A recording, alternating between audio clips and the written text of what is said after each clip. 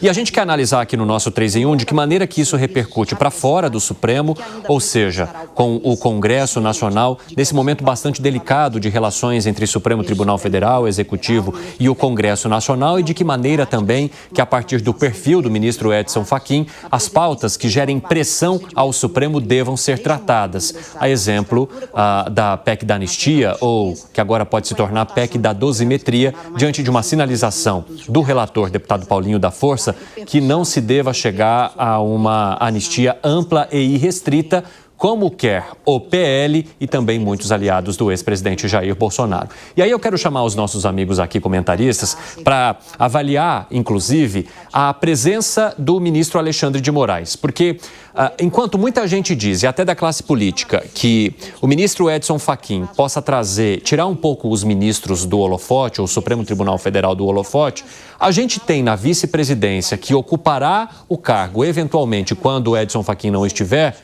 o ministro Alexandre de Moraes, que protagonizou nos últimos tempos o julgamento e a relatoria das principais ações que geram, digamos assim, polêmica aqui no país, que dividem a opinião dos brasileiros e que se misturam muito com os movimentos eleitorais. A principal delas, a ação que condenou nas últimas semanas o ex-presidente Jair Bolsonaro. Como é que vocês entendem que será esse equilíbrio de forças, digamos assim, dessa equipe que assume a presidência do Supremo Tribunal Federal, que não conta apenas com Edson Fachin, mas também com o ministro Alexandre de Moraes? Alan Gani. Olha só, Evandro, se o Supremo Tribunal Federal fosse composto de 11 Fachins, seria ótimo, né? Pelo menos nessa postura de mais descrição. No entanto, não é assim que funciona. E a gente sabe que hoje os ministros da Suprema Corte, eles têm um poder monocrático muito grande, né? Então, o ministro Fachin, à frente da presidência, pode sim melhorar essa comunicação institucional, né? Ou seja, uma comunicação muito mais institucional do que uma comunicação política. No entanto, os problemas vão continuar, porque continuam lá as decisões monocráticas, um Supremo que alguns ministros aí têm uma postura mais política. Isso não vai resolver os embates com o Congresso Nacional. Então eu vejo que muda a forma, mas a essência dos problemas e principalmente o relacionamento com o Congresso Nacional, isso vai continuar bastante complicado. Como é que você avalia, Piperno? Eu acho que o ministro Fachin chega num momento extremamente delicado, não, Evandro, não tanto por tudo que já aconteceu, né? Que já é do conhecimento público, o que não é pouco, mas principalmente pelo que virá no médio prazo. Ano que vem tem eleição. Imaginando-se, por exemplo, de que o segmento mais à direita mais radical, consiga uma maioria, consiga eleger muitos senadores a mais, é evidente que esse grupo vai exatamente tentar tirar do caminho justamente aquele ministro que será o próximo presidente. Então, tem gente que vai fazer campanha o ano que vem com o objetivo declarado de remover Alexandre de Moraes do STF. Quem é que vai ser o próximo presidente? Alexandre de Moraes. Então, é evidente que o ministro Fachin chega, né, um pouco também já pressionado por tentar distensionar um pouco essas relações e esses caminhos. E no momento, inclusive, em que a Câmara tentou passar a PEC da blindagem, que é claramente um gesto contra a ofensiva do STF, em relação a alguns deputados, alguns parlamentares implicados aí com a questão das emendas. Então, eu acho sim que ele vai ter um período muito difícil. Colocado, Fábio Piperno, você acompanha agora, e seguindo o rito da sessão de posse de Edson Fachin, o Procurador-Geral da República, Paulo Gonet, depois haverá também a manifestação do presidente do Conselho Nacional da OAB e só, por último, um possível discurso do novo presidente do Supremo Tribunal Federal, Edson Fachin. Ao mesmo tempo em que mantemos os olhos e os ouvidos ali nessa sessão solene, então, para a posse do ministro Edson Fachin, eu quero trazer um pouco de repercussão aqui no nosso 3 em 1 e na esteira do que estava dizendo aqui o Fábio Piperno sobre essas relações e o que é esperado de Edson Fachin. Hoje, eu quero contar um bastidor para vocês. Eu bati um papo com o presidente do PL, Valdemar Costa Neto, que tem sido uma figura muito relevante nessa história toda, exatamente porque é o partido do ex-presidente Jair Bolsonaro, que hoje é o falando, ou esteve no principal foco do Supremo Tribunal Federal quando falamos da ação da trama golpista. E o que eu ouvi do Valdemar? Que ele espera um equilíbrio no Supremo Tribunal Federal a partir da posse do ministro Edson Fachin. Mas qual que foi a comparação interessante que Valdemar trouxe que eu quero destacar aqui para vocês nessa conversa que eu tive hoje com ele? Que assim como o ministro Edson Fachin foi o responsável por anular a condenação do ex-presidente Lula por entender que não havia competência da Justiça Federal do Paraná em fazer esse julgamento, ele entende também, ou digamos assim, eu acho que é mais uma torcida do que até um entendimento nesse momento, de que poderia haver um movimento parecido nesse julgamento envolvendo Jair Bolsonaro, ao se entender que ele deveria ter passado pelas instâncias comuns e não pelo Supremo Tribunal Federal, ou no mínimo pelo plenário do Supremo Tribunal Federal. Ou seja, de que poderia haver um movimento de compreensão da incompetência da primeira turma do Supremo Tribunal Federal a julgar o ex-presidente Jair Bolsonaro, que poderia levar, eventualmente, na maior das torcidas, obviamente, do presidente do PL e de todo o partido, a anulação do julgamento do ex-presidente Jair Bolsonaro, a exemplo do que aconteceu com o ex-presidente Lula. Então, por mais que sejam casos diferentes, há a compreensão de que os julgamentos aconteceram, entre aspas, nos lugares errados. E a avaliação do presidente do PL, Valdemar Costa Neto, é de que esse equilíbrio que Fachin buscou ao tomar aquela decisão relacionada ao ex-presidente Lula possa acontecer também na situação envolvendo o ex-presidente Jair Bolsonaro. Como é que você avalia esses movimentos, hein, Zé Maria Trindade? Pois é um raciocínio lógico, né? E foi exatamente o ministro Edson Fachin que abriu mão de julgar a Lava Jato e que disse, olha, este não é um assunto nem do Supremo e nem da Vara de Curitiba, né? E isso acabou anulando todos os atos ali da Lava Jato. A gente costuma falar sobre o presidente Lula, mas não é só o presidente Lula, né? Todos os participantes e, inclusive, multas milionárias que foram canceladas, quer dizer, uma revolução. Então, é possível, teoricamente, que isso aconteça. Essa questão colocada pelo presidente do PL é importante e insistente no Supremo. O plenário já enfrentou esse assunto, né? E decidiu que fica mesmo no Supremo. Agora, é possível, não seria a primeira vez, e no caso da Lava Jato, o plenário já havia decidido que seria mesmo da Vara de Curitiba o julgamento. Quando começou esse processo, eu me lembro que o Sérgio Moro, ele não aceitava nenhum depoimento falando sobre deputados. Ele dizia, não estamos aqui investigando poderes. Isso para evitar que o assunto fosse para o Supremo. Num determinado momento, ele juntou tudo e mandou para o Supremo. E disse, olha, quero que analisem se este é um assunto do Supremo. O Supremo devolveu o parquê para Curitiba e lá ele julgou. E depois foi o assunto para a segunda instância, mas depois o Supremo decidiu, revisitou o processo e decidiu que não era. Então é coerente que isso possa acontecer num futuro próximo e já existem aí articulações para os advogados apresentarem exatamente esta questão ao próprio Supremo Tribunal Federal. Agora, o que a gente pode ver nesse contexto aí é de que a presidência do Supremo ela não é disputada. Pelo regimento é eleito, mas a praxe diz que o ministro mais antigo, que não tenha sido presidente, é que seja eleito. É uma eleição simbólica, geralmente um voto contrário, que é o voto do próprio ministro indicado, e ele é eleito. Então, assim, para se ter uma ideia de que é uma situação muito emblemática, que é um ministro apenas coordenador dos trabalhos.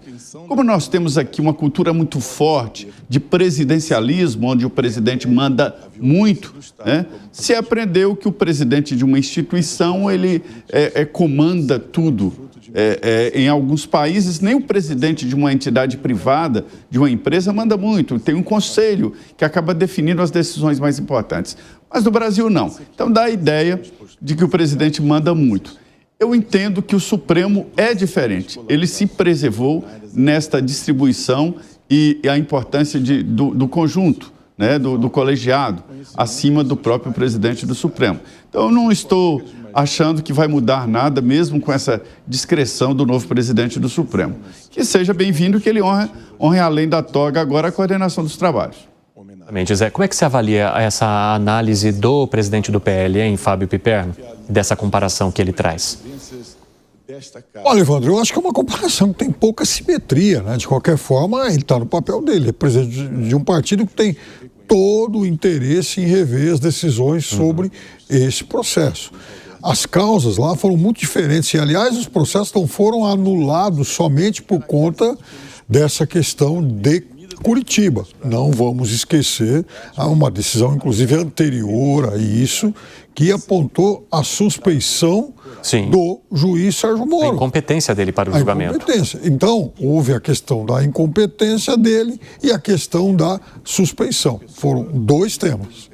Fala, Gani. Não, eu tenho uma visão diferente do Piperno. Veja, os ventos na política mudam e podem influenciar o Supremo Tribunal Federal, né? Então, de fato, houve essa mudança de entendimento por parte do ministro Fachin, à época da Lava Jato, e na época eu lembro, eu mesmo fiquei muito indignado, mas com o passar do tempo, eu também fui assimilando e entendendo o posicionamento daquela ala mais legalista do direito. Inclusive, pessoas de direito entendendo que houve ali alguns excessos, né? Ainda acho que a Lava Jato teve muito mais acertos do que erro, mas houve sim esse precedente aberto e que pode gerar novamente, não digo agora, mas no novo ano, com o novo presidente, a partir de 2027. Os ventos mudam e isso pode mudar. E aí, Evandro, em relação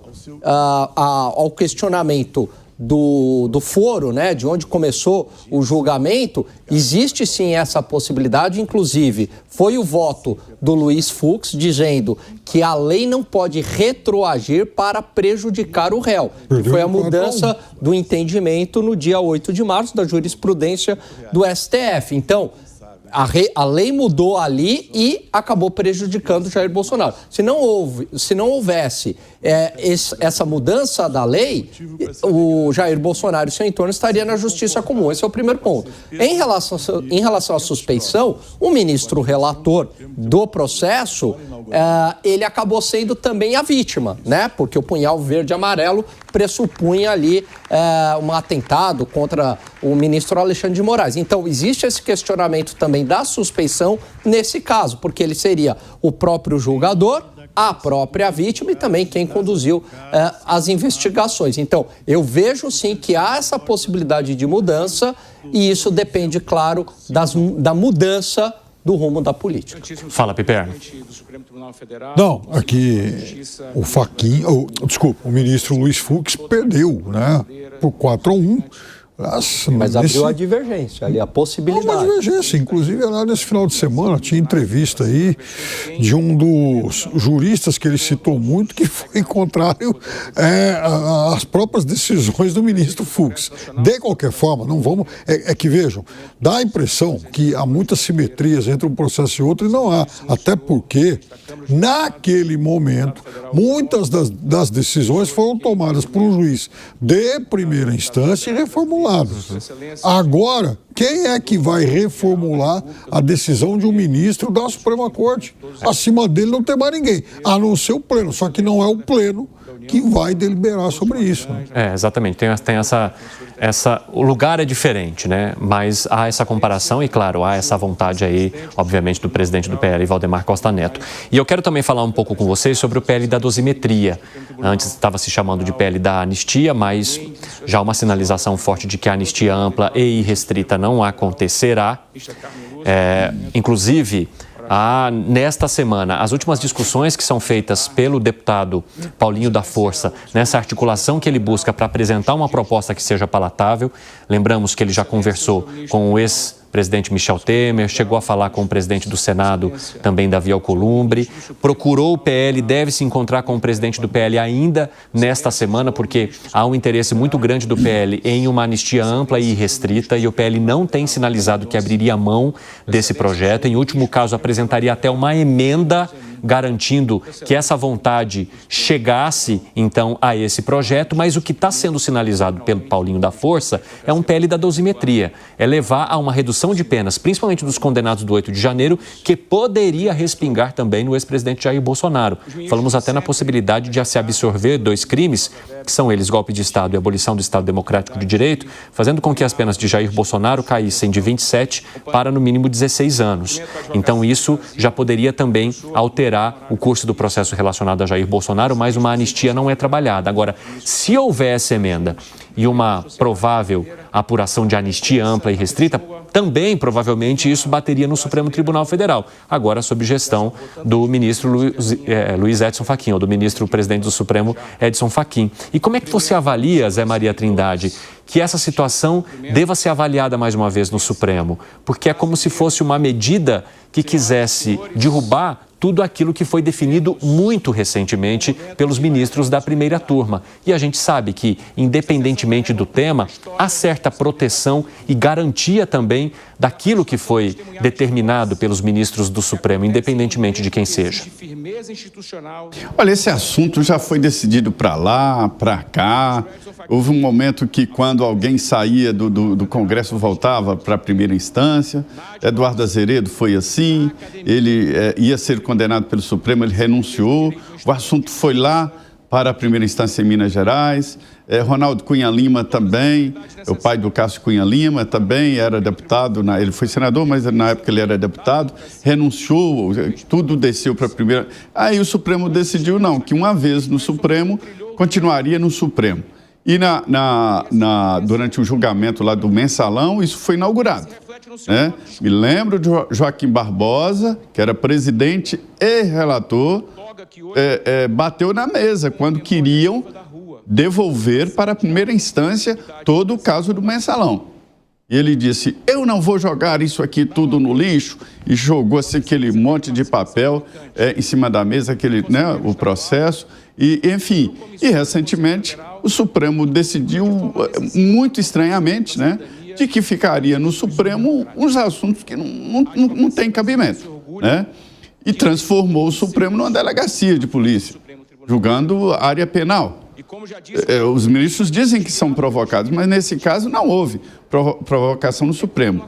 Sobre a sua pergunta, o Brasil é signatário de acordos internacionais que garantem a possibilidade de você não ser condenado por uma único julgamento. É preciso ter uma instância para julgar o que foi julgado. E no caso do Supremo, como batem no peito os ministros e dizem, depois do Supremo só Deus, e é verdade, não há o que julgar depois do Supremo. Então, eu vejo aí uma inconstitucionalidade e vejo quebra de regra nos acordos internacionais assinados pelo Brasil, de que é preciso uma dupla jurisdição. O que era uma vantagem, Gani, você diz aí, para beneficiar o réu, por incrível que pareça, ser julgado no Supremo é considerado como privilégio, não como, vamos dizer, nada contra o réu, não prejudicaria o réu. O foro privilegiado, como o próprio nome diz, o privilégio por função, ele é um privilégio, ou seja, é vantagem, mas não é uma vantagem hoje. Já foi quando não se julgava, quando precisava de autorização da Câmara e Senado, Então hoje prejudica, porque não tem a opção de fazer um novo julgamento. Então eu vejo como coerência que o Supremo, no pleno, julgue o assunto. O argumento do Fux é muito importante. Bolsonaro não deveria ser julgado pelo Supremo. Mas se está sendo julgado pelo Supremo porque era presidente da República se julga no plenário, não na turma.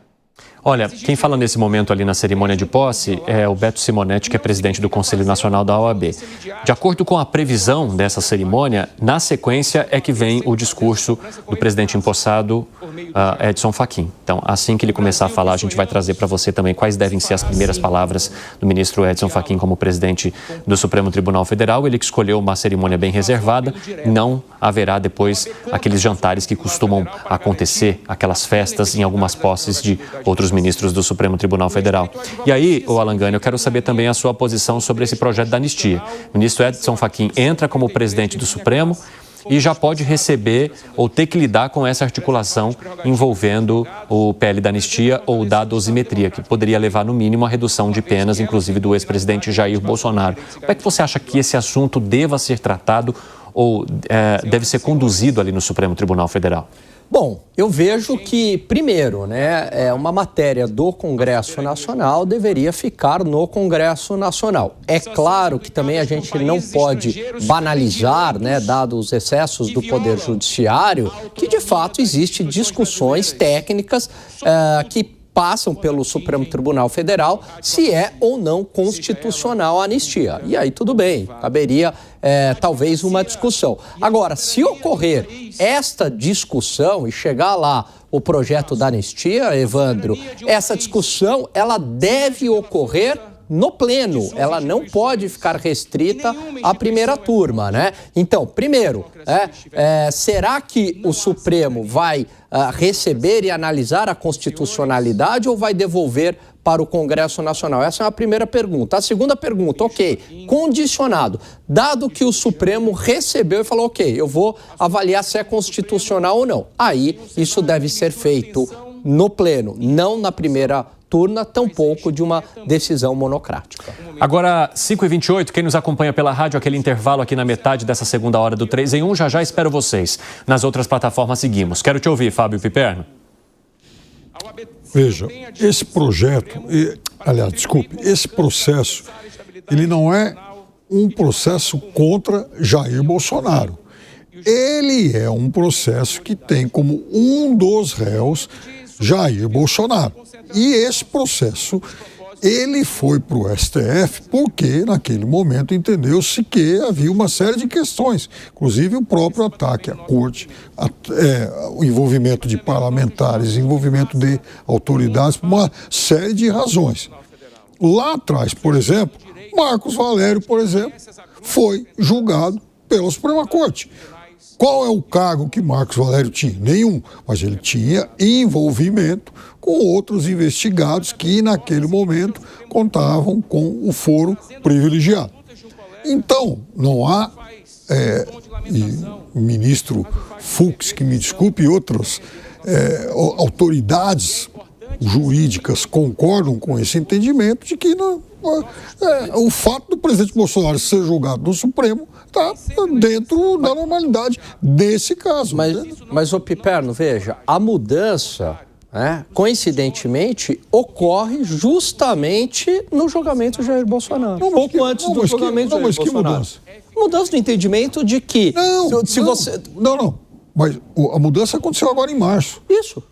Mas o Jair Bolsonaro já era réu antes no próprio Supremo. Não tem nada a ver, Alan, com a mudança agora desse entendimento. Se fosse valer a mudança desse entendimento, aí que ele seria mais réu ainda. Mas aí que tá, Piperno, porque se ele era presidente da República quando tudo isso começou, mas, se fosse na regra antiga, o que teria acontecido? Cairia automaticamente para a justiça, como foi com o Temer, foi assim, porque o processo não era contra ele. Como o processo Mas quem que é a autoridade? Qual que é hoje a pessoa, o ministro de Estado ou deputado que tem foro privilegiado para justificar estar na Suprema Corte? Naquele momento, inclusive, no momento que começou o processo, muita gente, e houve também o próprio ataque à Suprema Corte, o que faz com que, o que se justifica, o que abre a possibilidade de que o processo seja totalmente julgado na Suprema Corte. Eu concordo. A partir do momento que você perdeu o foro, desce para a justiça comum. Todos os conectados. Mas a partir do momento que essas pessoas perderam um foro, desce,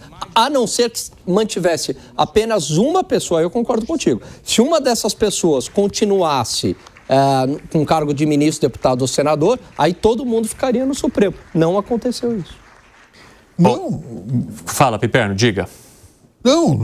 Veja, tinha gente com cargos, tinha gente, por exemplo, o próprio Ramagem, que se discutiu muito. E houve um ataque ao Supremo.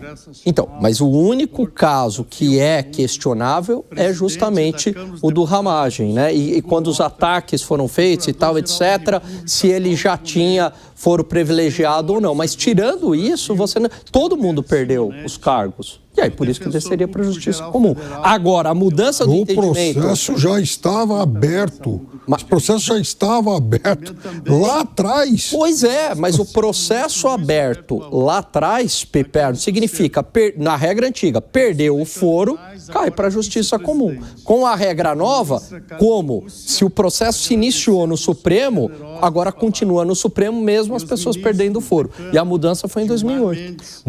Em março de 8 de março. Sim.